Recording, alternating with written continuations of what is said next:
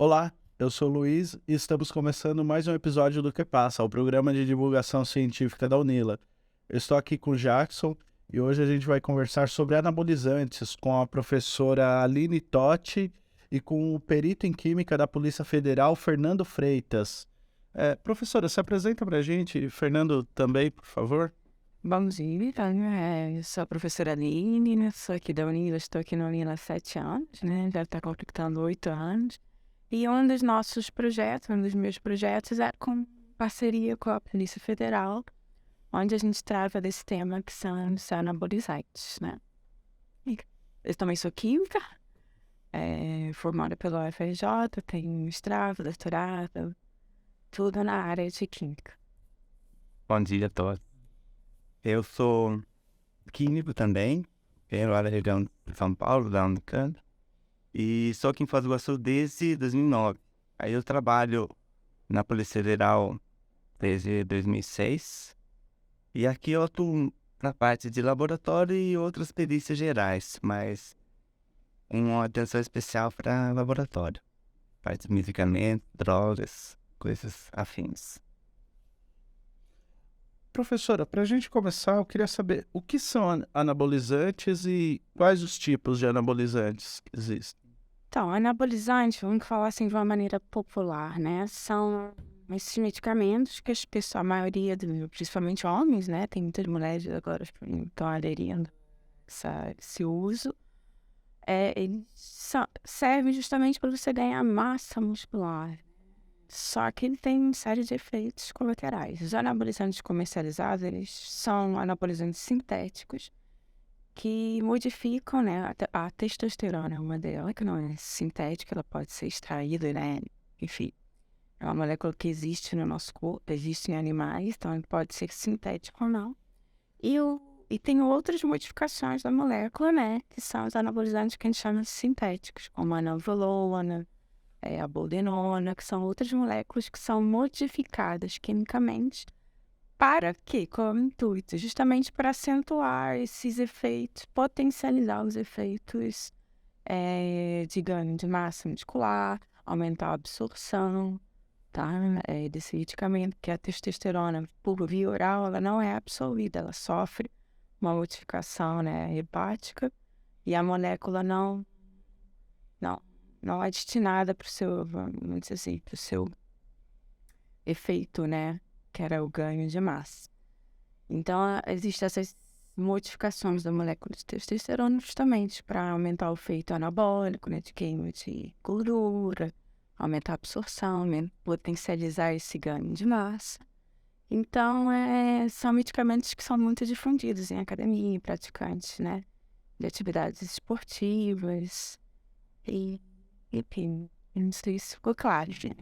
Eu completando o que a professora falou, também o objetivo é você modificar a testosterona para que o homem não tenha efeitos secundários femininos, porque ela também pode ser transformada em hormônios que vão ocasionar o crescimento de seios, por exemplo.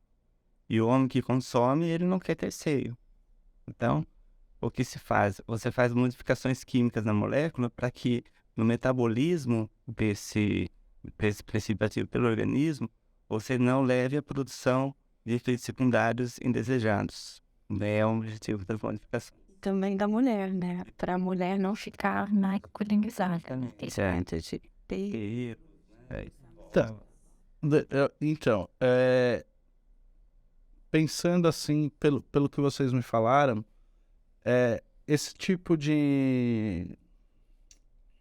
Eu vou chamar aqui de fórmula, né? Eu não sei se é fórmula o termo certo, mas esse tipo de fórmula não foi pensado com esse objetivo, né?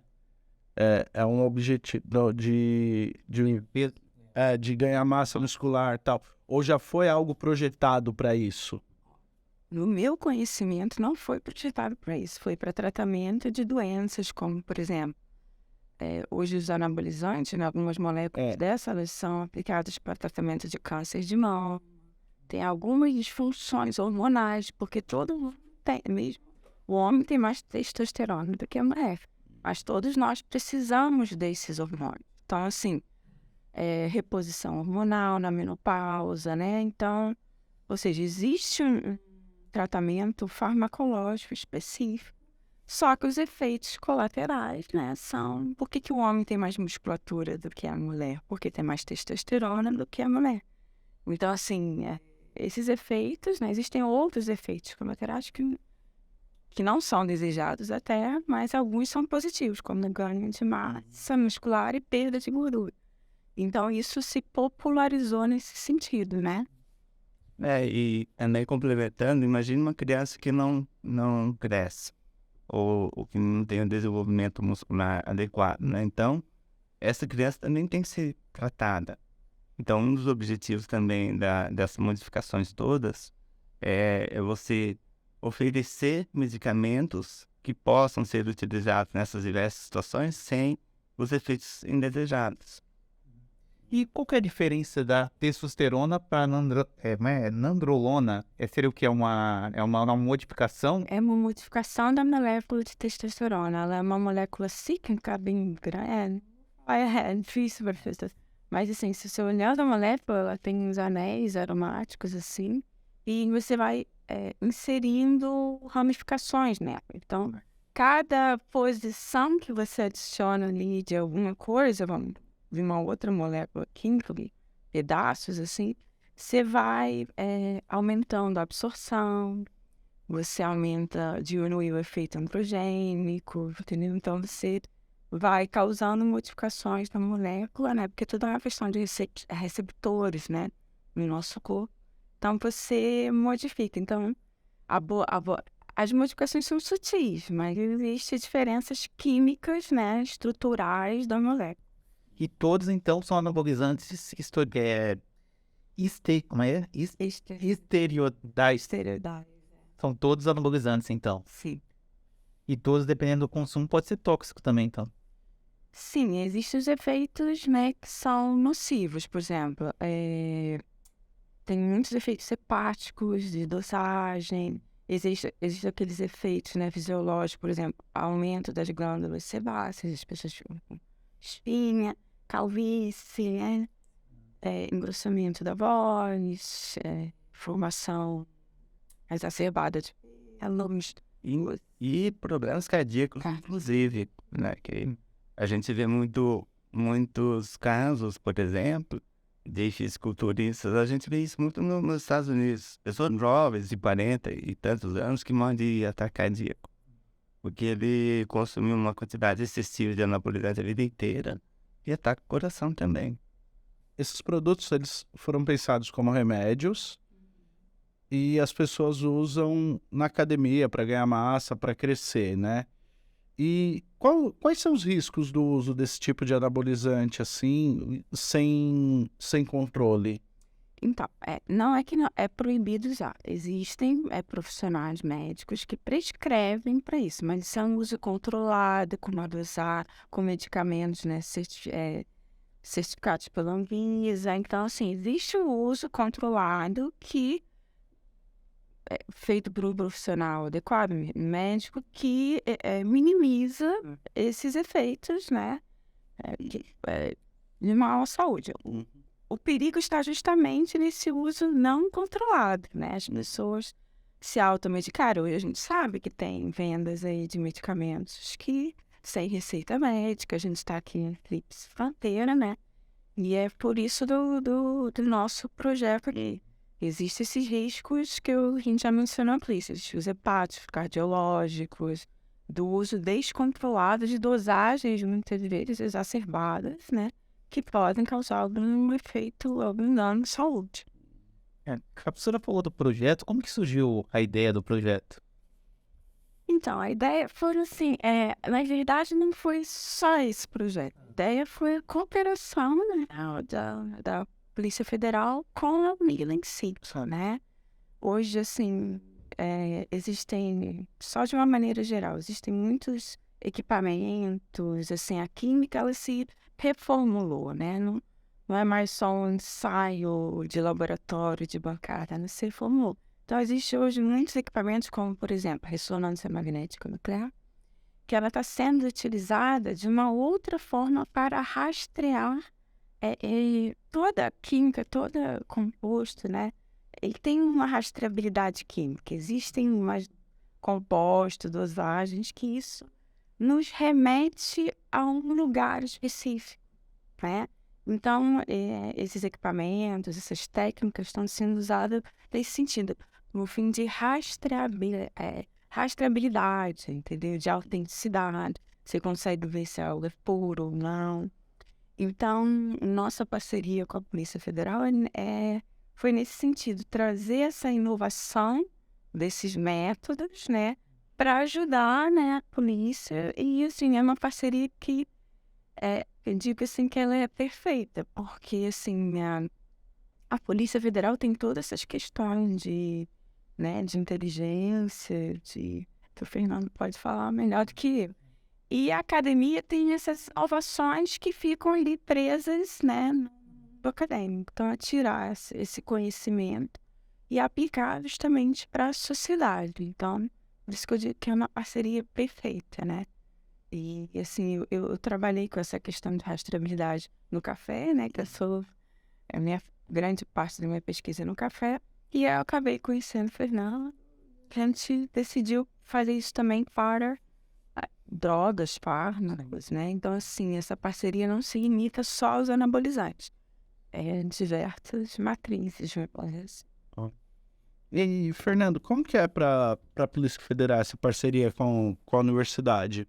Muito interessante porque, de fato, ela cai naquele contexto de pesquisa básica e aplicada. Porque muitas vezes uma técnica ela é usada só para o meio acadêmico e ela acaba ficando restrita a esse meio. Então, essa parceria ela permite que uma pesquisa que possa ser apenas denominada como básica, ela passe a ser aplicada agora num contexto da inteligência policial. Então, a parceria ela permite que a gente forneça dados para a inteligência policial de tal forma que esse medicamento, não só os apreendidos aqui em Foz do Iguaçu, mas os apreendidos no Brasil inteiro, em todo o território, sejam correlacionados entre si. Isso vai permitir que a gente tenha rotas de produção, rotas de distribuição, seja vindo aqui da Tríplice Fronteira, como de outros pontos de entrada também. Porto de Santos e outros grandes portos que tem no Brasil, né? Toda essa fronteira seca que o país tem também, com os países aqui da América Latina. E essa parceria foi o grande avanço que nós tivemos nesse sentido, porque até então nós não tínhamos essas técnicas. E a UNILA, ela tem essas técnicas à nossa disposição. E também nós temos aí um grupo de professores, o que é representado aqui pela Aline, que tem muita vontade de fazer um trabalho aplicado nesse sentido, né? Então, realmente foi uma parceria perfeita. E a fronteira aqui é uma grande porta de entrada desse tipo de medicação? Sim, sim. Na verdade, essa fronteira aqui ela é porta de entrada de muitas coisas.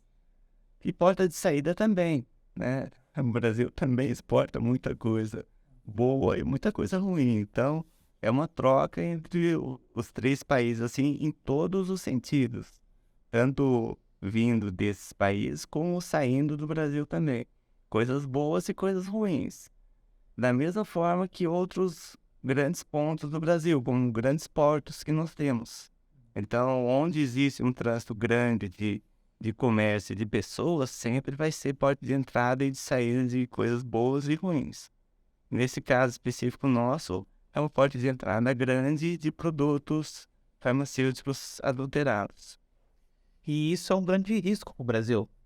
É claro, por vários motivos. Uma questão de saúde pública, porque você está trazendo um medicamento que ele não está em conformidade, porque o conteúdo que tem no interior do frasco não é o que diz que existe no rótulo. Então a pessoa ela toma esse medicamento achando que tem uma certa concentração e a concentração é errada, pode ser para mais ou para menos. Esse é um grande problema. Outro problema é que faz com que permite que as pessoas tomem esses medicamentos sem prescrição médica. Também é um grande problema, porque aí a dosagem é de cada um. E outro problema também é econômico, porque você acaba fornecendo um produto que compete com o produto autêntico, né? Ainda que o autêntico aqui seja vendido só com receita médica, né? Com prescrição. Mas, de qualquer forma, é uma competição. Tá, eu queria saber qual que é a importância de avaliar esse tipo de anabolizantes. Então, assim como colocou o Fernando, assim, tem a questão da autenticidade, né? Se aquilo que está no rótulo condiz com o que está escrito ali. Por exemplo, se o rótulo diz que tem nandrolona em tal concentração, tem nandrolona mesmo. Então, a gente avaliou, né? E falando especificamente desse projeto de anabolizantes, ele não envolve só a nandrolona, envolve as diversas apreensões realizadas pela polícia. Mas, especificamente da nandrolona, virou uma dissertação de mestrado da nossa aluna Fabíola, que é orientada por mim, co-orientada pelo Fernando, no mestrado de Biociência. Então, a gente pegou todas as apreensões, né, de 2020, 2019 até aqui. 2019 até aqui, e avaliamos, né, qualitativamente e quantitativamente essas apreensões que descreviam a nandrolona, né, no rótulo. Então, a maioria delas realmente tinha nandrolona, só que 70% das que tinham nandrolona não tinham na concentração descrita, tá? Então, isso é um risco, porque geralmente quem toma esses anabolizantes toma, assim, em dosagens, né, digamos assim, que vai aumentando a dosagem. E como isso não tem controle, hoje ele compra um medicamento que está descrito como nandrolona, que tem uma dosagem X, né? Que é inferior àquela que está no rótulo. Aí amanhã ele compra uma que tem uma que está numa dosagem maior, entendeu? Então ele pensa que está fazendo um tratamento, né? Seguindo uma lógica e está fazendo outra. Então, né, a gente sabe que os fármacos têm que tomar em dosagens específicas, aumentando gradualmente. Então, riscos são menores. E também de efeitos significativos trocados, né? Foi só 5% deles não tinham descrito no rótulo, mas é um risco. E esses medicamentos, eles já vêm adulterados quer dizer, eles já vêm assim do laboratório, eles são adulterados pelos traficantes, né? Não sei se posso chamar assim, né? É traficante, né? É. Eu acho que o Fernando Ou ele já vem com essa qualidade mais baixa do próprio laboratório, porque não tem uma qualidade no país de origem dele. Na verdade, assim, o material que a gente aprende aqui, ele tanto pode ser original como pode ser falsificado. Então, não necessariamente pelo fato de olhar o rótulo no vidro que foi apreendido aqui, significa que ele seja de fato fabricado pelo fabricante na origem. Então, quando eu apreendo um medicamento, eu não posso falar se ele é adulterado lá na origem, porque eu não sei se esse medicamento aqui é do fabricante. Entende? Ele tem o rótulo só do fabricante, mas não necessariamente ele foi produzido pelo fabricante. Então, para ser bem preciso para você, eu teria que pegar o medicamento do fabricante e examinar. Só que eu teria que ter uma amostra do fabricante. Então, eu não consigo fazer isso, porque eu não tenho essa amostra do fabricante. Eu sei dizer que o medicamento aqui, que é apreendido aqui, seja ele do fabricante ou não, e normalmente não é, ele está fora das conformidades. E mais também, na verdade, que nós temos aqui nessa região, é uma entrada muito grande de princípios ativos puros. Então, como é que é feito o medicamento? Você tem o princípio ativo puro e você dilui em óleo, nos óleos específicos, para formar o anabolizante oleoso, né, no caso nosso. Então, você tem um óleo que você põe uma certa quantidade de princípio ativo ali dentro e coloca no frasco e vende isso. Isso tanto é feito nos países vizinhos, como também é feito no Brasil. Como que eu sei disso? Porque entram aqui em diversas apreensões aqui nessa região nossa, uma quantidade grande de princípios ativos puros. Significa que eles estão indo para grandes cidades aqui do Brasil, para outro centro, para serem produzidos e transformados em medicamentos também. Então, parte dos medicamentos que a gente vê no mercado, não só aqui em Foz do Iguaçu, mas no todo o território, é feita aqui no Brasil também, com rótulos do país vizinho, ou dos países vizinhos, né? Então a gente não sabe exatamente se uma apreensão é original de fábrica ou se foi adulterada, a não ser que a gente tenha padrões para comparar. Agora, o que acontece é que o trabalho, da forma como foi feita e idealizada, vai permitir que a gente faça correlações entre diversas apreensões que ocorrem no território nacional. Então, eu tenho um mapa, nós vamos poder estabelecer um mapa desses medicamentos, aqui em termos de composição química, que pode ser usado para rastrear um medicamento que é apreendido em São Paulo, Belo Horizonte, Rio de Janeiro. Por quê? Porque se a gente pegar essa amostragem, esses medicamentos que são apreendidos em outras regiões, e fizer as mesmas análises, a gente consegue fazer correlações com o que foi apreendido aqui. E, portanto, fornecer informações para a inteligência dizendo, olha, existe uma rota de distribuição, uma rota de produção, né, uma rota de entrada. Tudo isso vai ser possível ao final do projeto. E a quantidade é muito grande que é apreendido? Sim, muito grande. Eu diria que a classe de medicamentos que mais é apreendida aqui na região de Foz do Iguaçu é de anabolizantes. Tem muitos medicamentos que não são anabolizantes, mas uma porcentagem bem menor. Por exemplo, eu diria que são anabolizantes em primeiro, aí os medicamentos de emagrecimento e disfunção erétil. As três classes principais, mas anabolizantes são os principais, em função de toda uma pressão estética que existe hoje na sociedade, no Brasil e no mundo inteiro. Fernando, o crime de tráfico, né, de medicamentos e cosméticos é equivalente ou é o mesmo crime do tráfico de drogas? A pessoa responde o mesmo processo? Olha, eu não sou a pessoa mais adequada para falar, sabe? Porque eu diria assim, seria legal ter um delegado aqui do meu lado. O delegado é a pessoa mais adequada para falar das questões legais. Eu sei analisar, mas eu não sei dar pena. Mas como não tem delegado aqui, eu vou pular essa parte, porque realmente... Não, tudo bem. É porque eu trabalhei um bom tempo, né, no jornalismo policial aqui na cidade, né? E assim, eu vou falar da minha experiência empírica, né? Trabalhei numa época em que o tráfico estava atuando muito fortemente aqui na fronteira, e uma coisa que eu percebi é que normalmente a pessoa que ela está traficando medicamento ou anabolizante, ela não tem consciência de que isso é um crime e que ela vai para a cadeia do mesmo jeito que o cara que está traficando drogas, né? Por isso que eu te perguntei. Sim, de fato vai, porque os crimes relacionados à saúde, eles têm uma punição severa.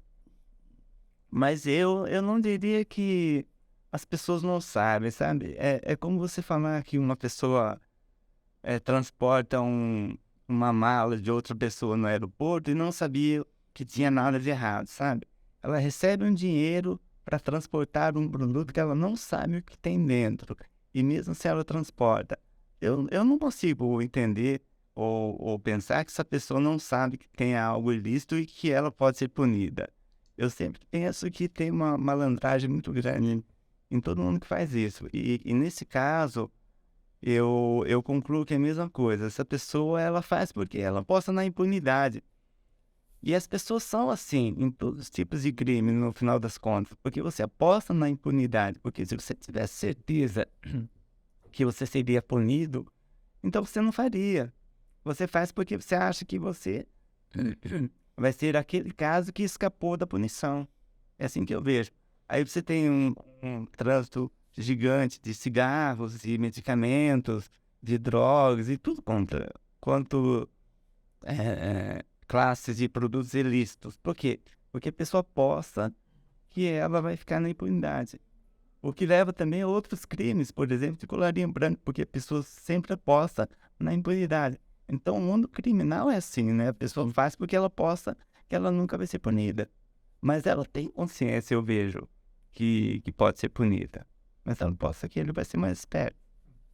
A professora estava falando sobre o que é estudado em todas as apreensões, mas especificamente para vocês o que interessa mais é a nandrolona ou é tudo em geral?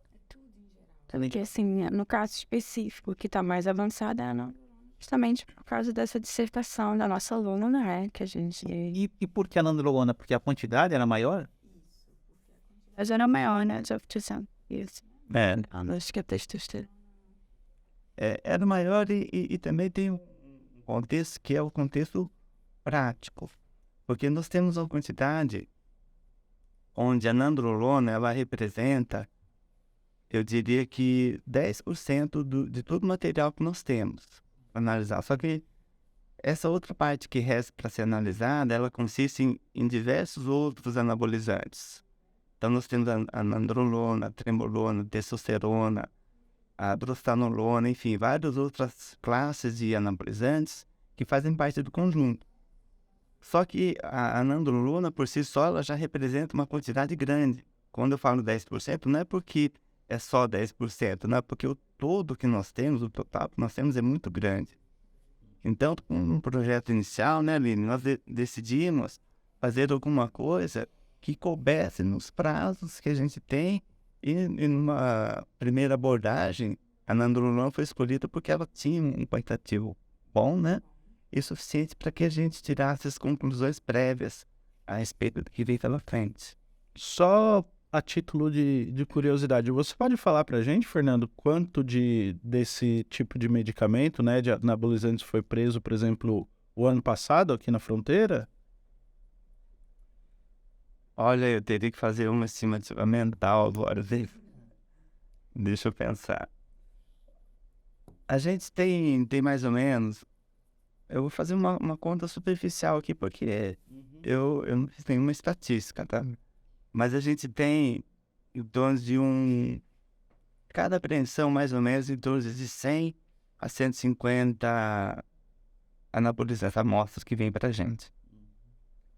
Só que isso, muitas vezes, é uma parte do que foi apreendido só. Por quê? Porque aqui nós temos não só a Polícia Federal que apreende, mas todas as forças policiais. Então, a grande responsável por várias apreensões, por exemplo, é a Receita Federal. Então, quando a Receita Federal apreende, ela não manda tudo para a gente. Então, a quantidade que nós analisamos aqui é só uma fração do que a Receita apreendeu, por exemplo. Então, eu diria que a grande parte, o grande quantitativo está na Receita Federal. E lá eu não consigo estimar quanto que eles apreenderam, porque eu não sei qual foi o total, mas o que chega para a gente tem em torno de 100 a 150 anabolizantes por vez. E chega umas 10 apreensões dessas por ano. Então, por ano, eu diria assim, que chega de 1.000 a 1.500 frasquinhos para a gente examinar. Só que isso, como eu disse, é parte de um outro conjunto maior ainda, que está na Receita Federal. Então, a partir dos nossos laudos, a Receita Federal dá a destinação, que é a destinação desse material. E não só a Receita Federal apreende, mas a PRF, né? Mas o grande responsável por essas apreensões é a Receita que faz a abordagem inicial na fronteira. Mas vocês só analisam dos órgãos federais ou os órgãos estaduais, Polícia Civil, Polícia Militar, também enviam para análise para vocês? Não, é só a jurisdição federal. Só da jurisdição federal. E a Polícia Civil, na verdade, a criminalística da estadual, né? Que cuida. A porta de entrada é aqui. E a origem, você sabe dizer de qual país que vem mais esse tipo de medicação?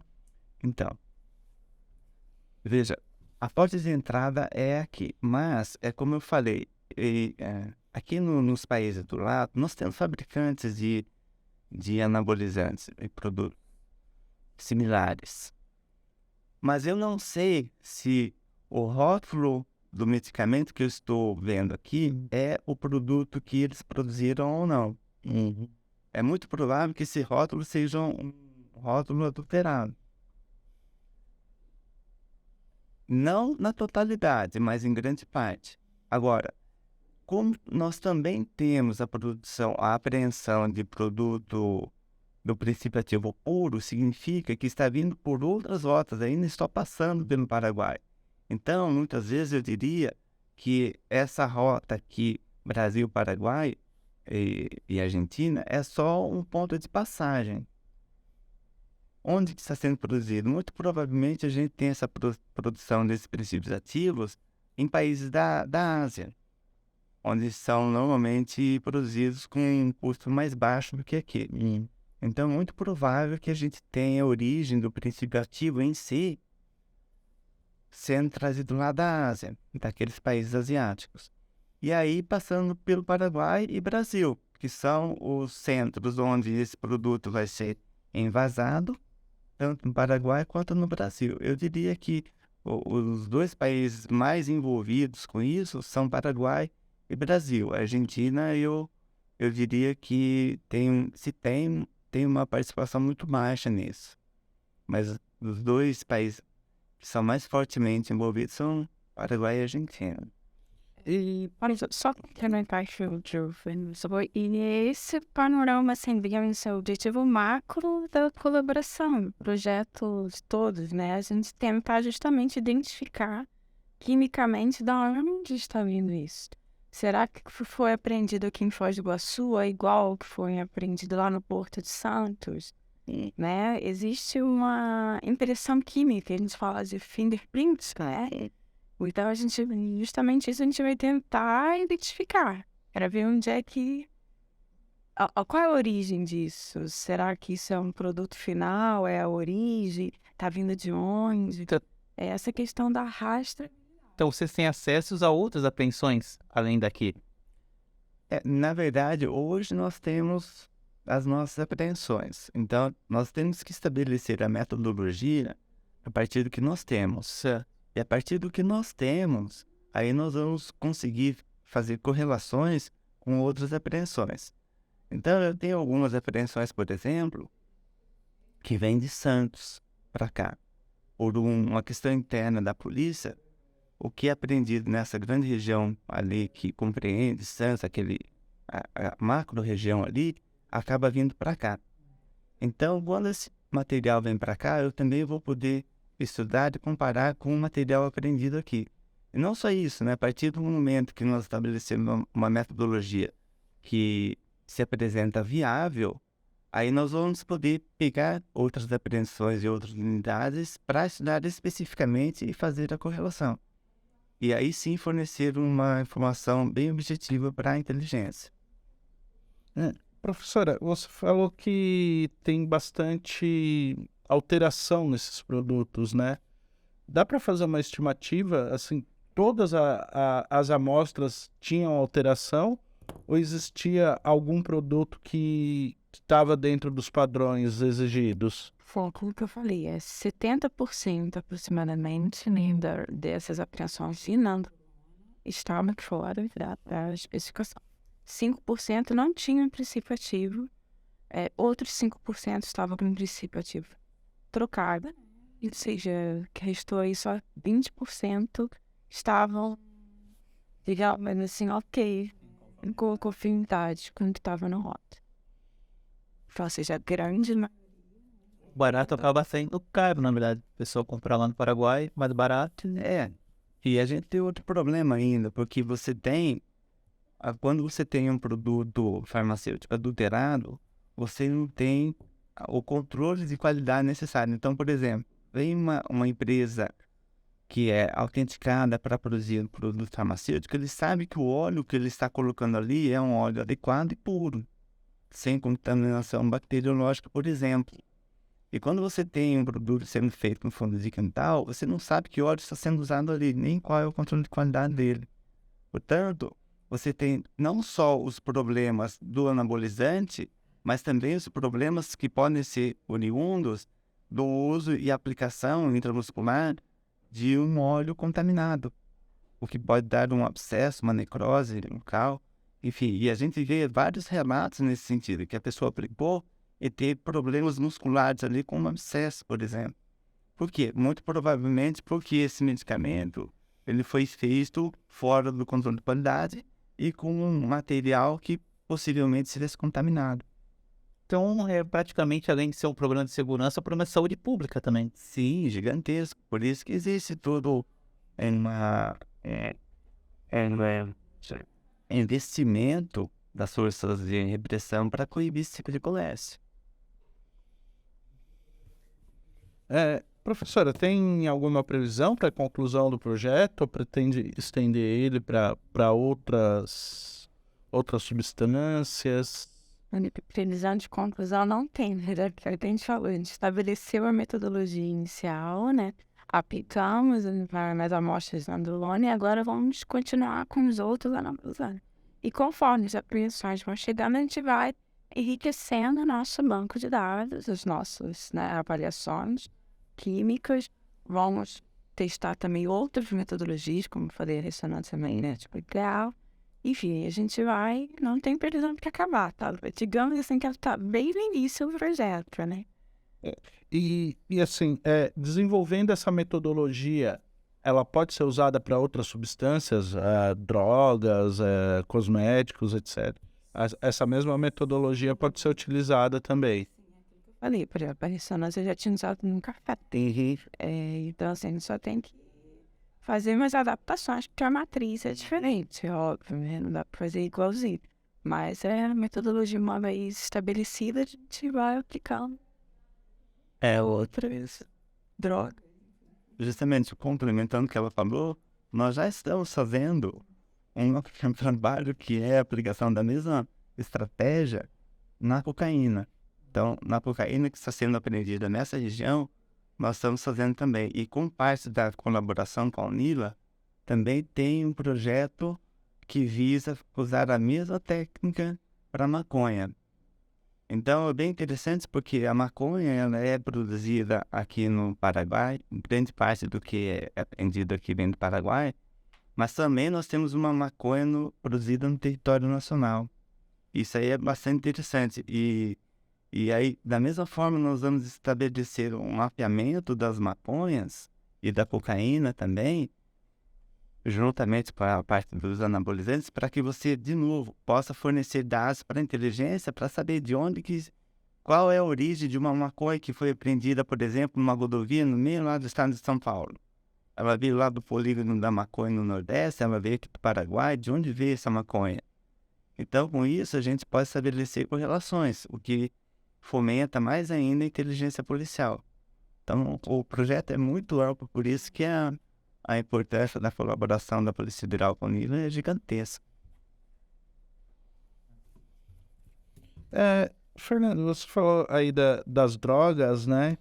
Eu queria a sua opinião como perito da Polícia Federal e alguém que está ali dentro das forças de segurança.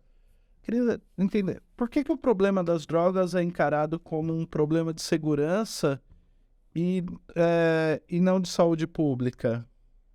Porque, na verdade, eu acho que a abordagem é dupla. Tem a questão da saúde pública, porque você tem a pessoa que é viciada e o consumidor daquele material ali. A gente vê isso na Cracolândia, em São Paulo. Que não é um problema de saúde pública. Mas tem outro problema que é a questão de quem é responsável por esse tráfico. Aí é uma questão de segurança nacional. Porque o tráfico de drogas, ele não ocorre apenas com a droga em si. Tem toda uma cadeia que mantém isso aí para que haja o funcionamento, o tráfico e o transporte e distribuição, o que gera grande parte da violência que existe no país.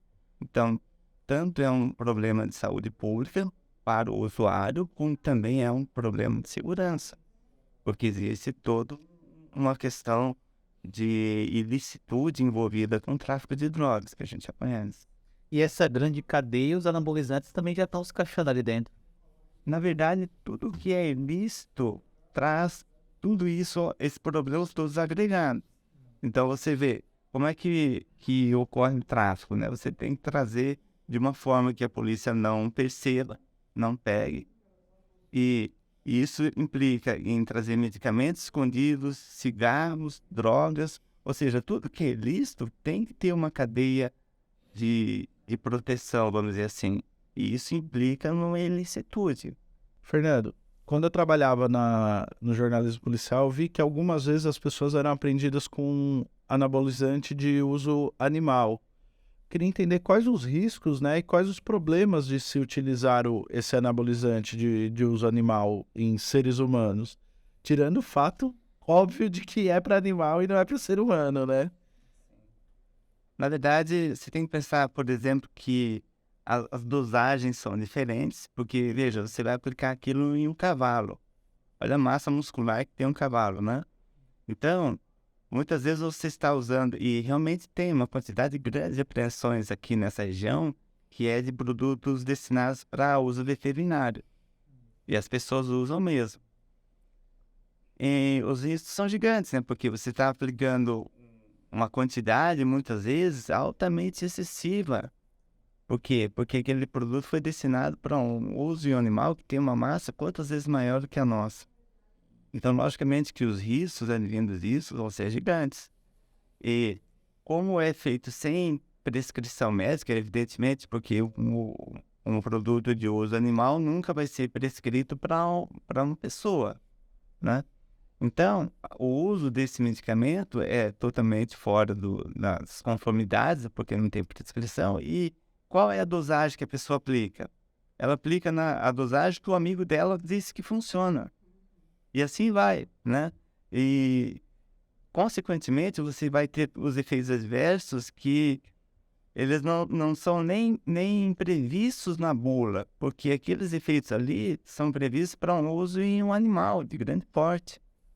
Então, você pode ter, a gente não tem como inferir que vai acontecer, mas a pessoa pode ter problemas no fígado, no coração, em diversos órgãos, em função de um uso absolutamente inadequado. Disfunções sexuais, pode Sim, disfunções sexuais. ser diretamente grave. Eu acho que isso tem a ver com aquilo que você falou no começo da nossa conversa, da crença na impunidade. Eu acho que as pessoas acreditam que não vai acontecer com elas nada de ruim.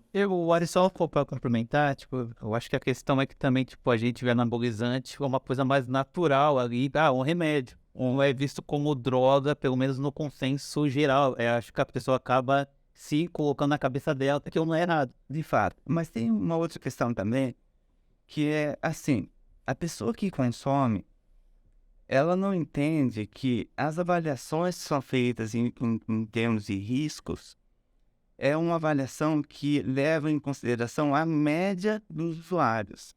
É como você dizer assim, eu conheço uma pessoa que fumou até os 110 anos de idade e estava bem. Significa o quê na cabeça dessa pessoa? Então eu posso fumar porque eu vou viver até os 110 anos de idade. Não. Esse é um caso perto de tantos outros que não deram certo. Só que a pessoa ela pega um exemplo e usa aquilo como base. Por quê? Porque ela não quer ver os outros exemplos.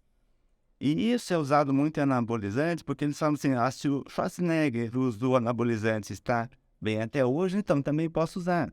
Só que ele é um caso que funcionou, e eu também não sei como está a saúde dele.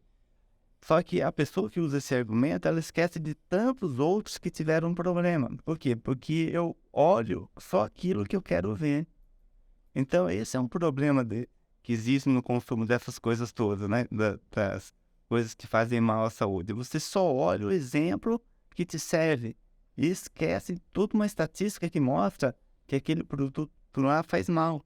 Tanto seja cigarro, droga, qualquer coisa, né? E eu acho que também falta de conhecimento, porque eu tô lembrando de várias coisas aqui, porque nessa época que eu trabalhava no jornalismo, aprenderam 2 irmãos, garotos, 18 anos, com um monte de anabolizante lá. Eu não lembro o que era, mas eu lembro que o rótulo era o desenho de um cavalo. E aí eu olhei para eles, né, durante a entrevista e falei, cara, isso aqui é para uso animal, ó. Tem um desenho de um cavalo aqui, você vai aplicar isso em você, vocês iam aplicar isso em você? Aí os 2 irmãos, 18 anos, não, a gente já usa, não tem problema nenhum, não. Meu Deus do céu. É ignorância total. É tanto que você vê ultimamente, né, pelo menos agora depois das redes sociais começaram a crescer a questão da vaidade, você vê diversas pessoas que apareceram na mídia com corpos bonitos e alguns anos depois estão aí com câncer no pâncreas ou fígado, tendo esses problemas, né, pegando o coração. Então isso não é, pelo menos na mídia assim, não é tão raro se ver, né? A pessoa tem um corpo completamente diferente depois que parou de tomar, né? Mas a pessoa só olha para quando ela estava com câncer. E é engraçado quando você vê essas pessoas falando, quando elas estão com aqueles corpos estruturais, defendendo, né, esse tipo de medicação, tudo. E aí depois, quando tem um efeito colateral, já tem um outro discurso de arrependimento. Justamente, mas aí já foi. Aí já foi, não tem jeito. E falando em atletas, né, que acabam consumindo esse tipo de medicamento sem controle, eles também podem ter efeitos adversos, né? Claro. Na verdade, todo medicamento tem efeito adverso, né? Então, você vê a bula de todos eles dizendo que alguma coisa pode acontecer.